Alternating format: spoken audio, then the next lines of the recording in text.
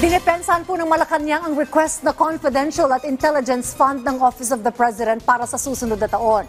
Ayon po sa palasyo, wala namang problema yan basta't ginagamit sa tama. Si Hardy Valbuena sa report. Batay sa 2026 National Expenditure Program, papalo sa 10.8 billion pesos ang proposed confidential at intelligence funds. Ang Confidential at Intelligence Fund ay pondong inilalaan para sa seguridad at pagkalap ng intelligence information. Halos kalahati ng alokasyon inilaan sa tanggapan ng Pangulo na nagkakahalaga ng 4.5 billion pesos. Dinepensahan ng Malacanang ang halagang yan. The President is the Commander-in-Chief and the Chief Architect of National Policy or National Security and Foreign Policy. At kinakailangan po ng pondo ng Pangulo. Siniguro ng palasyo na hindi makukulimbat ang pondong nakalaan sa Office of the President. Ang confidential funds o ang pera ay hindi naman masama kung ginagamit sa tama.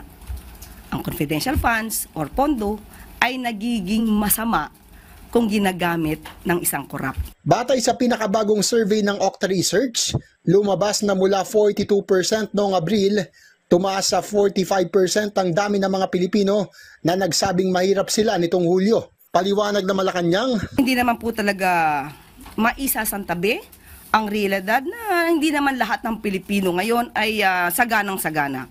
Kaya nga po, hindi po ito titigilan hanggat sa mas maramdaman po ng mas marami pang Pilipino ang kanilang pag-angat sa buhay. Kaya naman tiniyak ng palasyo na ipagpapatuloy ang mga programang magpapagaan sa pasanin ng mga Pilipino, kabilang ang pagbebenta ng tig 20 pesos na bigas, walang gutom food stamp program at diskwento sa pamasahe. Pinag-aaralan ng pamahalaan ang hiling ng ilang transport group para sa dagdag pasahe sa jeepney. Dahil yan sa patuloy na pagtaas ng presyo ng langis, magpupulong ang mga operator, driver at consumer group para malaman ang posibleng epekto ng fare hike. Hindi lamang po ang DOTR ang siyang mag-decide dito, kundi po ang buong economic team para po malaman natin kung kakayanin din po ng ating taong bayan ang dagdag pamasahe. Inatasan ng Malacanang ang Department of Education at Department of the Interior and Local Government na magsagawa ng malalimang investigasyon sa mga insidente ng karahasan sa eskwelahan. Pinatutulong na rin ng palasyo ang Department of Social Welfare and Development